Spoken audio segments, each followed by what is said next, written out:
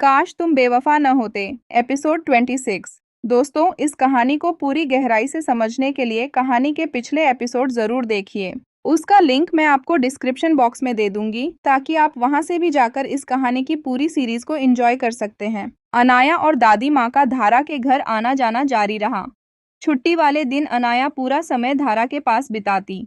धारा उसे नहलाती, खाना खिलाती और उसे वह ममता देती जिसके लिए वह बच्ची तरस गई थी। 2 महीने बाद वह दिन आ ही गया जिसका धारा को बेसब्री से इंतजार था। उसने एक अनाथ आश्रम में बच्चा गोद लेने की याचिका दी थी। आज आश्रम से बुलावा आया था। आज धारा ने सफेद और नीले रंग की साड़ी पहनी थी। उसके चेहरे पर एक अलग ही ओज था। वह आश्रम पहुंची जहां मुख्य संचालिका ने उसका स्वागत किया। मिस धारा, आपकी फाइल और आपका बैकग्राउंड चेक पूरा हो चुका है। हमें खुशी है कि आप जैसी स्वावलंबी महिला एक बच्चे को भविष्य देना चाहती हैं, संचालिका ने कहा। यह मेरे लिए सौभाग्य की बात है कि आपने मुझे उसे नन्ही सी जान के लिए चुना। आइए, बच्ची अंदर है। अभी बस 3 महीने की है, मुश्किल से 1 हफ्ते की होगी। जब कोई उसे हमारे आश्रम के पास छोड़ गया था। धारा को अंदर के कमरे में ले जाया गया जहाँ पर छोटे बड़े ढेर सारे बच्चे थे। धारा के हाथ पैर कांप रहे थे। उसे एक पालने के पास ले जाया गया। वहाँ एक छोटी सी बच्ची, मुश्किल से 3 महीने की, अपनी मुट्ठियां भींचे सो रही थी। जैसे ही धारा ने उसे अपनी गोद में लिया, बच्ची ने अपनी आंखें खोली और धारा की उंगली पकड़ ली। धारा की आंखों से आंसू छलक पड़े। यह वह पल था जब राज की बेवफाई का सारा दर्द, गौतम के प्रस्ताव का बोझ और दुनिया की सारी कड़वाहट धुल गई। मैं तुम्हें नूर पुकारूंगी, धारा ने बच्ची के माथे को चूमते हुए फुसफुसाया। तुम मेरी आजादी की पहचान हो। आइए, औपचारिकताएं पूरी कर लेते हैं। कुछ कागजों पर आपके हस्ताक्षर की जरूरत पड़ेगी। अनाथ आश्रम की संचालिका ने धारा को ऑफिस की तरफ चलने का इशारा किया। धारा उस नन्ही जान को अपने सीने से लगाए जैसे ही मुड़ी, एक नन्ही पर दृढ़ आवाज ने उसे रुकने पर मजबूर कर दिया। वो मेरे बगैर नहीं रहती, उसको मैं ही संभालता हूँ। धारा ने पलटकर देखा। सामने एक छोटा सा लड़का खड़ा था जिसकी आंखों में उस बच्ची के लिए गहरी फिक्र थी। उसने बड़े प्यार से धारा की गोद में मौजूद बच्ची को देखा। संचालिका ने उसे डांटते हुए कहा, बबलू, जाओ यहाँ से, जाकर अपनी पढ़ाई करो, आंटी को परेशान मत करो। धारा ने संचालिका की ओर सवालिया नजरों से देखा। संचालिका ने लंबी सांस लेकर बताया, धारा जी, यह बबलू है। 3 महीने पहले जब यह बच्ची झाड़ियों में लावारिस मिली थी, तब बबलू ही इसे उठाकर अंदर लेकर आया था। तब से यह साये की तरह इसके आसपास रहता है। इसे लगता है कि इसके बिना कोई इस बच्ची को संभाल ही नहीं पाएगा। धारा ने मुस्कुराकर बबलू की ओर देखा। उसकी आंखों में एक अजीब सा खिंचाव था। वह ऑफिस के अंदर चली गई, लेकिन बबलू वहीं चौखट पर पत्थर की तरह खड़ा रहा। उसकी नजरें कभी धारा पर ठहरती तो कभी उस नन्ही बच्ची पर जिसे वह अपना सब कुछ मान बैठा था। ऑफिस की चौखट पर खड़ा वह 8 साल का बच्चा बबलू इस आश्रम की दीवारों का ही एक हिस्सा बन चुका था। उसने अपना पहला कदम इसी आश्रम की जमीन पर रखा था। अपनी पहली तोतली आवाज इसी आंगन में गूंजाई थी, पर उसे कभी किसी ने अपना नहीं कहा। आश्रम में जब भी कोई जोड़ा बच्चे को गोद लेने आता तो बबलू के मन में एक आस जगती। वह सुबह सुबह उठकर ठंडे पानी से नहाता, अपने पास मौजूद सबसे साफ कपड़े पहनता और अपने चेहरे पर खूब सारा पाउडर मलता ताकि वह गोरा दिख सके। वह भी मुस्कुराते हुए लाइन में खड़ा हो जाता, इस उम्मीद में कि आज कोई उसके सिर पर हाथ रखेगा और कहेगा, चलो बेटा, आज से तुम हमारे हो। पर हर बार कहानी एक जैसी होती। लोग आते, तंदुरुस्त और खूबसूरत बच्चों को चुनते और चले जाते। बबलू का सांवला रंग, उसका दुबला पतला शरीर और उसकी खामोश आंखें अक्सर लोगों की नजर से ओझल रह जाती। 8 साल की उम्र तक पहुंचते पहुंचते उस मासूम को यह कड़वा सच समझ आ गया था कि सुंदरता ही गोद लेने का पहला पैमाना है। अब उसने पाउडर लगाना छोड़ दिया था। उसे पता चल गया था कि उसका भाग्य इसी आश्रम की चारदीवारी में कैद है। पर उस नन्ही बच्ची के आने के बाद बबलू को अपना एक मकसद मिल गया था।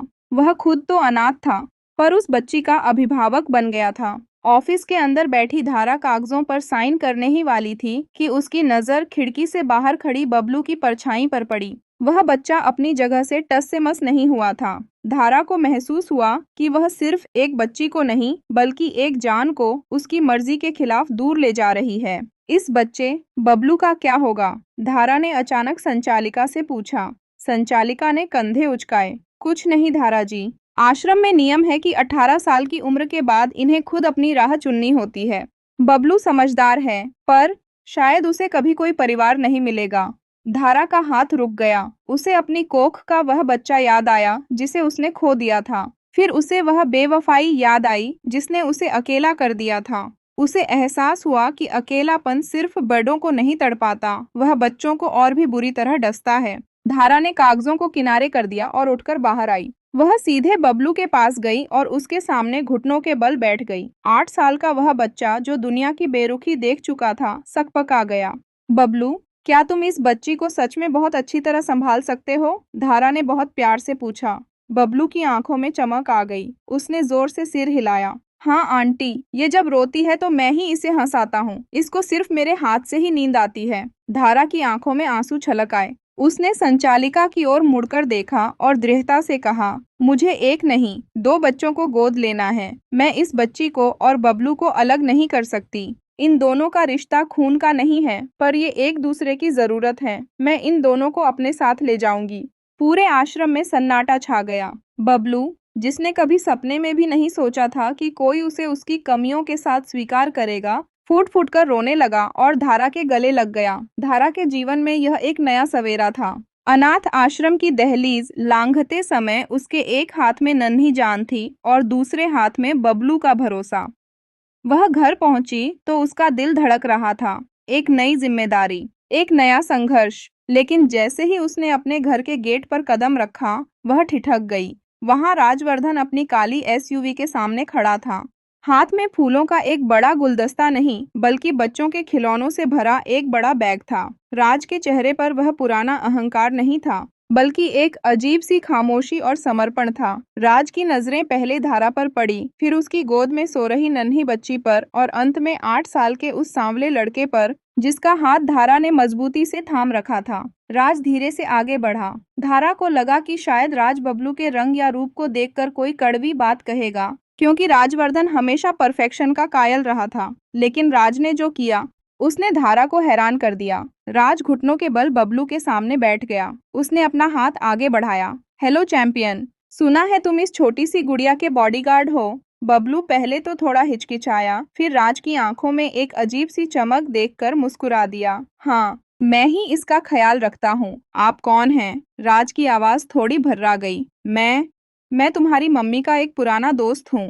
क्या हम दोस्त बन सकते हैं? बबलू ने बहादुरी से राज का हाथ थाम लिया। धारा यह सब देख रही थी। उसने देखा कि राज की आंखों में बबलू के लिए कोई दया नहीं, बल्कि एक गहरा सम्मान था। घर के अंदर कदम रखते ही एक नई ऊर्जा का संचार हुआ। धारा ने तय किया था कि वह इन बच्चों के साथ अपनी नई जिंदगी की शुरुआत एक पवित्र तरीके से करेगी। कल मैंने घर पर एक छोटी सी पूजा रखी है। धारा ने राज की ओर देखते हुए कहा। मैंने माँ जी, संध्या और गौतम को भी बुलाया है। मैं चाहती हूँ कि मेरे बच्चों का परिचय मेरे परिवार से हो। राज ने आने का वादा किया। अगले दिन सुबह घर को फूलों और दियों से सजाया गया। गौतम अपनी माँ और नन्ही अनाया के साथ पहुंचा।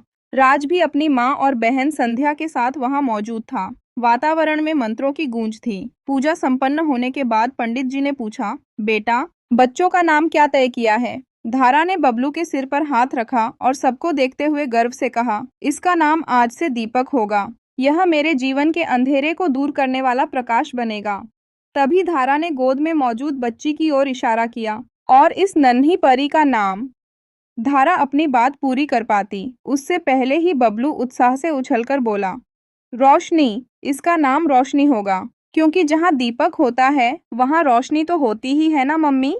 पूरे कमरे में एक मीठी मुस्कान फैल गई। राज की माँ की आंखों में आंसू आ गए। उन्होंने धारा के कान में धीरे से कहा, तुमने आज हमें मानवता का सबसे बड़ा पाठ पढ़ाया है धारा। काश मेरा बेटा तुम्हारी इस महानता को पहले समझ पाता। पूजा के बाद घर के आंगन में बच्चों की अपनी दुनिया सज गई। अनाया, जो शुरू में थोड़ा झिझक रही थी, धीरे धीरे दीपक के पास गई। दीपक, जो अब तक उपेक्षा का शिकार रहा था, पहली बार किसी बच्ची का दोस्ती का हाथ देख भावुक हो गया। उसने तुरंत अपना खिलौना अनाया को दे दिया। गौतम और राज एक साथ खड़े होकर इन बच्चों को देख रहे थे। गौतम के मन में अभी भी एक मलाल था कि धारा उसकी पत्नी नहीं बनी, पर बच्चों को खुश देखकर उसका गुस्सा पिघल गया। राज ने गौतम की ओर देखा और धीमी आवाज में कहा, हम दोनों ही इसे नहीं समझ पाए गौतम। हम इसे अपनी जागीर समझते रहे, जबकि यह तो एक बहती नदी है जो प्यासों की प्यास बुझाती है। देखो, उसने एक झटके में एक अनाथ को बेटा और एक लावारिस को बेटी बना लिया। भोजन के समय राज ने देखा कि धारा अकेले ही सबको संभाल रही है। वह उसके पास गया और चुपचाप पानी के गिलास भरने में उसकी मदद करने लगा। धारा, राज ने बहुत ही धीमे स्वर में कहा, दीपक बहुत ही प्यारा बच्चा है। उसकी आंखें बिल्कुल तुम्हारी तरह हैं, निडर और साफ। मैं जानता हूँ कि मैं इस परिवार का हिस्सा होने का हक खो चुका हूँ, पर क्या मैं समय समय पर दीपक और रोशनी से मिलने आ सकता हूँ? धारा ने राज की आंखों में देखा। आज वहां कोई वासना नहीं थी, कोई अधिकार नहीं था, सिर्फ एक पश्चाताप था। आप आ सकते हैं राज, धारा ने शांति से कहा, लेकिन एक पिता या पति के रूप में नहीं, बल्कि इन बच्चों के राज अंकल के रूप में। अगर आप इन्हें सच में कुछ देना चाहते हैं, तो इन्हें इज्जत दीजिएगा, जो समाज शायद इन्हें न दे। राज का सिर गर्व और शर्म से झुक गया। उसने मन ही मन तय कर लिया कि वह दीपक और रोशनी के भविष्य को इतना उज्जवल बना देगा कि कोई उनके सांवले रंग या अतीत पर उंगली न उठा सके। शाम को जब सब मेहमान चले गए, धारा अपने घर की छत पर दीपक और रोशनी के साथ बैठी थी। दीपक उसकी गोद में सिर रखकर सो रहा था और रोशनी उसके झूले में झूल रही थी। राज अभी अभी अपने घर के लिए निकला था। नीचे सड़क पर उसे राज की गाड़ी की लाइटें जाती हुई दिखीं। धारा ने एक ठंडी सांस ली। उसे अपनी पुरानी जिंदगी की वो सारी तकलीफें याद आईं, राज की बेवफाई, नताशा की साजिशें और वह अकेलापन। लेकिन आज वह अकेली नहीं थी। उसके पास दीपक की लौ थी और रोशनी की चमक। उसे अब किसी सिंदूर या किसी पुरुष के सहारे की जरूरत नहीं थी। उसने अपनी खुद की दुनिया बना ली थी, जहां प्यार का मतलब कब्जा नहीं, बल्कि देखभाल था। सुबह की पहली किरण जब धारा के आंगन में उतरी, तो उसमें एक नई उम्मीद की गर्माहट थी। आज दीपक के जीवन का एक बहुत बड़ा दिन था, उसका स्कूल में पहला दिन। दीपक ने सफेद शर्ट और नीली पैंट की नई वर्दी पहनी थी। उसने बार बार आईने में खुद को देखा, पाउडर लगाया और अपनी कंघी ठीक की। उसके चेहरे पर उत्साह तो था, पर आंखों के एक कोने में वही पुराना डर भी था कि क्या उसे वहां स्वीकार किया जाएगा। धारा ने उसके माथे को चूमा और उसका बस्ता तैयार किया। जैसे ही वे घर के बाहर निकले, सामने राजवर्धन की सफेद एसयूवी खड़ी थी। राज कार से बाहर निकला। उसने आज कोई फॉर्मल सूट नहीं पहना था, बल्कि एक साधारण जीन्स और शर्ट में वह बिल्कुल सहज लग रहा था। तैयार हो पार्टनर? राज ने दीपक की ओर हाथ बढ़ाकर हाई फाइव किया। दीपक खिलखिला उठा। पिछले कुछ दिनों में राज और दीपक के बीच एक अनूठी दोस्ती हो गई थी। राज उसे खिलौने देने नहीं, बल्कि उसके साथ खेलने आता था। वह उसे फुटबॉल के गुर सिखाता और कभी-कभी उसे अपनी गोद में बिठाकर कहानियां सुनाता। राज के लिए दीपक अब सिर्फ धारा का गोद लिया हुआ बेटा नहीं था, बल्कि वह मासूमियत था जिसे राज ने खुद अपनी जिंदगी की आपाधापी में खो दिया था। धारा चुपचाप यह सब देख रही थी। उसे यकीन नहीं हो रहा था कि यह वही पत्थर दिल और अहंकारी राजवर्धन है। राज ने धारा की ओर देखा और बहुत धीमे से कहा, डरना मत, मैं आज एक बाप का हक जताने नहीं, बल्कि दीपक के दोस्त की हैसियत से साथ चल रहा हूँ। मैं चाहता हूँ कि स्कूल की पहली दहलीज पर उसे एहसास हो कि उसके पीछे एक पहाड़ खड़ा है। शहर के सबसे प्रतिष्ठित स्कूल के गेट पर जब धारा, दीपक और राज पहुंचे, तो लोगों की निगाहें उन पर टिक गईं। कुछ लोग फुसफुसा रहे थे, ये तो राजवर्धन है, पर ये बच्चा कौन है, सांवला सा, क्या ये इनका बेटा है? धारा के कदम एक पल के लिए लड़खड़ाए, पर राज ने तुरंत अपना हाथ दीपक के कंधे पर रख दिया। वह हाथ सिर्फ सहारा नहीं था, वह दुनिया को एक संदेश था। प्रिंसिपल के ऑफिस में जब फॉर्म भरने की बारी आई, तो वहां पिता का कॉलम खाली था। धारा ने कलम उठाई और उसे खाली छोड़ दिया। इसके बाद धारा ने राज ने उसकी आंखों में देखा।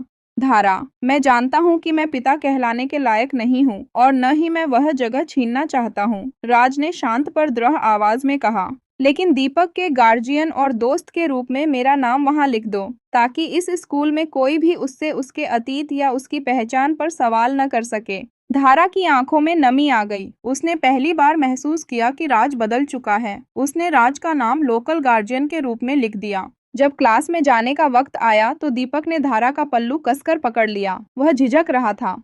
राज उसके घुटनों के बल नीचे बैठा और उसके छोटे से जूते के फीते ठीक करने लगा।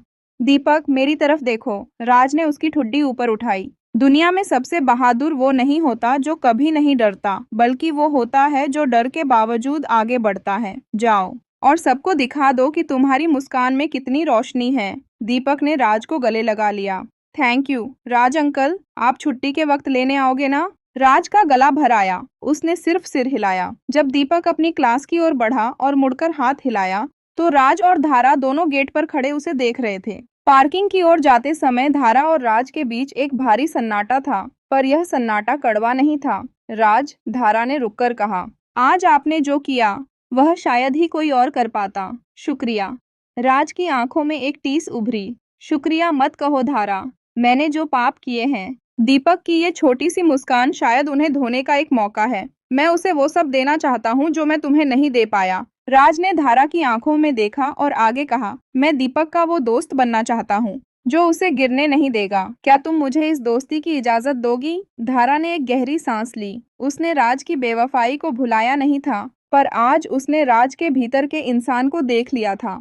दोस्ती की इजाजत मैंने नहीं, राज, दीपक ने दी है और मैं उसे नहीं छीनूंगी। राज अपनी कार में बैठा, पर वह घर नहीं गया। वह वहीं स्कूल के बाहर एक कैफे में बैठ गया। उसे डर था कि कहीं दीपक को कोई परेशानी न हो। वह 3 घंटे वहीं बैठा रहा, हाथ में चाबी लिए, पर उसकी नजरें स्कूल के गेट पर थीं। धारा घर जाकर रोशनी को खिला रही थी, पर उसका मन भी स्कूल में अटका था। उसे लग रहा था कि उसकी जिंदगी का कोरा पन्ना अब धीरे धीरे रंगीन हो रहा है। राज का साथ अब उसे बोझ नहीं लग रहा था। दोपहर की चिलचिलाती धूप अब थोड़ी नरम पड़ने लगी थी। स्कूल की छुट्टी की घंटी बजी और छोटे छोटे बच्चों का सैलाब गेट से बाहर उमड़ पड़ा। भीड़ के बीच दीपक का सांवला और मासूम चेहरा अपनी बड़ी बड़ी आंखों से किसी को ढूंढ रहा था। जैसे ही उसकी नजर पेड़ के नीचे खड़े राजवर्धन पर पड़ी, उसके चेहरे पर 1000 वॉट की मुस्कान फैल गई। राज ने अपना हाथ हवा में लहराया। दीपक दौड़ता हुआ आया और सीधे राज के घुटनों से लिपट गया। राज अंकल, आप सच में आए? दीपक की आवाज में वह उत्साह था जो केवल एक सच्चे भरोसे से आता है। राज ने उसे उठाकर अपनी बाहों में भर लिया। मैंने कहा था ना पार्टनर कि मैं यहीं मिलूंगा। कैसा रहा पहला दिन? किसी ने परेशान तो नहीं किया? नहीं, मैंने बहुत सारे दोस्त बनाए और मैम ने मुझे गुड भी दिया। दीपक ने गर्व से अपना हाथ दिखाया जिस पर पेन से एक छोटा सा तारा बना था। राज उसे अपनी गाड़ी तक ले गया, जहां धारा पहले से ही पीछे की सीट पर नन्ही रोशनी को गोद में लिए इंतजार कर रही थी। आज स्कूल का पहला दिन सफल रहा तो पार्टी तो बनती है, राज ने ड्राइविंग सीट संभालते हुए कहा। पार्टी? कहाँ? दीपक ने कौतुक से पूछा। राज ने रहस्यमयी अंदाज में मुस्कुराते हुए गाड़ी शहर के सबसे मशहूर ice cream parlour the frozen delight की ओर मोड़ दी। जब वे पार्लर पहुंचे तो वहां की रंग बिरंगी लाइटों और खुशबू ने दीपक का मन मोह लिया। धारा ने राज की ओर देखा। उसकी आंखों में एक मध्यम सी चेतावनी थी। राज, इसे अभी से इतनी ठंडी चीजों की आदत मत डालिए। सिर्फ आज के लिए धारा, खुशियों पर पाबंदी नहीं लगाते, राज ने नरमी से कहा और दीपक का हाथ थामकर अंदर ले गया। पार्लर के अंदर एक कोने वाली टेबल पर वे सब बैठे। राज ने दीपक के लिए डबल चॉकलेट फज और धारा के लिए उसकी पसंदीदा वनीला विद स्ट्रॉबेरी ऑर्डर की। दीपक अपनी आइसक्रीम का मजा ले रहा था। उसके चेहरे और नाक पर चॉकलेट लग गई थी। राज ने बहुत ही सहजता से अपना रुमाल निकाला और उसका चेहरा साफ करने लगा।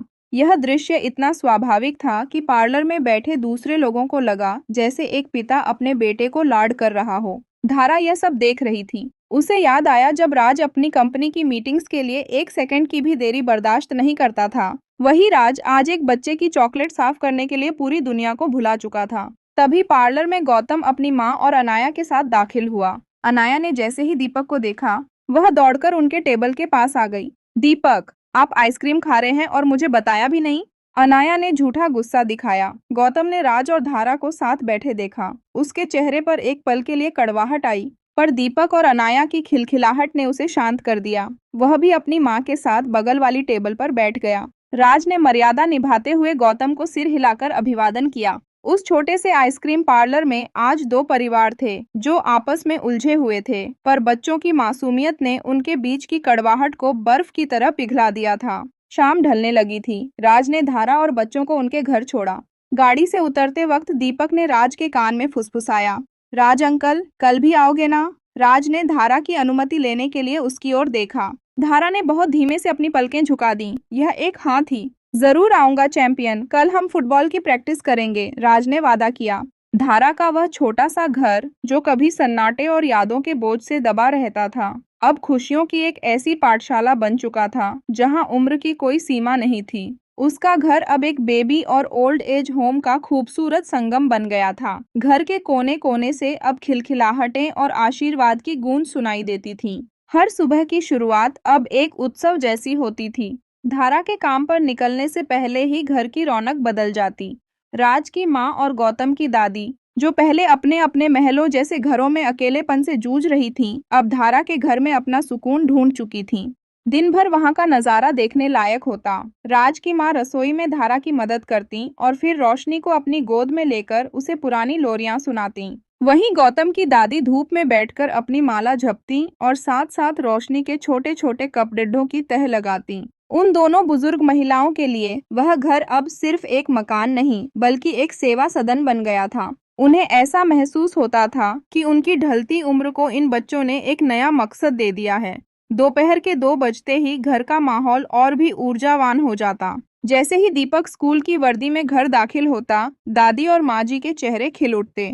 दीपक के आते ही अनाया भी गौतम के घर से वहां पहुंच जाती। घर का आंगन अब एक खेल का मैदान बन जाता। दीपक अपनी स्कूल की बातें बड़े चाव से सुनाता, जबकि रोशनी अपने वॉकर में इधर उधर घूमते हुए अपनी तोतली भाषा में बीच में दखल देती। अनाया और दीपक मिलकर दादी माँ के चश्मे के पीछे छुपते या उनके साथ लुका छिपी खेलते। राज की माँ बड़े प्यार से बच्चों के लिए ताज़ा हलवा या परांठे बनाती, जिसकी खुशबू पूरे मोहल्ले में फैल जाती। इन दो बुजुर्गों ने बच्चों को संस्कार दिए, तो बच्चों ने इन बुजुर्गों को उनका खोया हुआ बचपन लौटा दिया। बच्चों को उनके घर के बड़ों के हवाले करके धारा अब पूरी तरह से अपने काम पर ध्यान केंद्रित कर पा रही थी। उसने अपना खुद का एक छोटा सा बुटीक और सोशल वर्क सेंटर शुरू कर दिया था। वह अब एक बेबस औरत नहीं, बल्कि एक आत्मनिर्भर माँ थी। जब वह शाम को काम से वापस लौटती, तो अपने घर की दहलीज पर खड़ी होकर वह ठिठक जाती। वह देखती कि राज की माँ रोशनी को खाना खिला रही है, दादी माँ दीपक को होमवर्क करवा रही हैं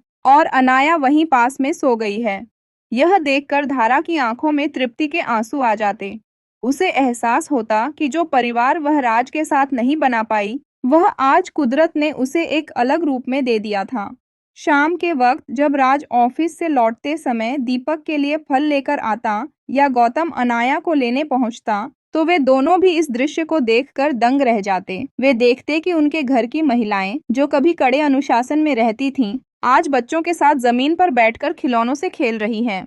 दोस्तों, आगे की कहानी जानने के लिए देखना ना भूलें काश तुम बेवफा न होते का अगला भाग। और आज का एपिसोड आपको कैसा लगा, कमेंट में अपनी राय जरूर बताइएगा। अगर कहानी दिल को छू रही है तो वीडियो को लाइक करें, अपने दोस्तों के साथ शेयर करें और चैनल को सब्सक्राइब कर लीजिए। मिलते हैं बहुत जल्द एपिसोड 27 में। Thank you for watching.